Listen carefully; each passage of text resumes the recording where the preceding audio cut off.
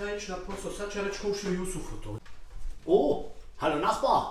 Oh, Chef, Komšija Jusufe. Na, wie geht's dir? Geht gut, malo umoran, al geht. Und was führt dich zu mir? Chefe, Komšija Jusufe, ich hab einen mali Problem. Und was ist das Problem? Diese, wie sagen ja, ich diese puno umoran von dieser meiner Urlaub.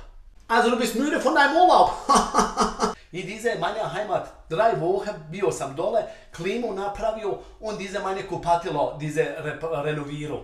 Ja, dann warst du richtig fleißig in deinem Urlaub. Zato sam sada pribijan i brauchen diese 1-2 Tage odmora. Du warst jetzt 3 Wochen in deiner Heimat, hast Urlaub gehabt und jetzt willst du noch mal 2-3 Tage frei? Geht nicht. Slušaj majmune, ich bin diese kaputt. Urlaub ist dazu da, sich zu erholen. Ich habe mich erholt. Mein Urlaub war wunderschön. Du essen žražniće, ćevape, alles machen, burek i arbeit ko budala. Nachbar, da bist du selber schuldig. Ich schon nisam diese selber, diese schuldig. Ti ovdje, deine Hause, tu immer diese machen, čak, čak, čak, kuc, kuc, kuc.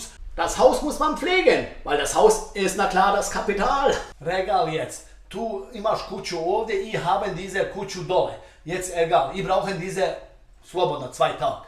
Ich möchte dich morgen frisch und munter sehen bei der Arbeit mit 100% Einsatz. Von mir bekommst du nicht frei. Ich gehe jetzt Doktor mir geben 7 Tage diese bolovanje. Eto ti sada. Prc. Das machst du nicht.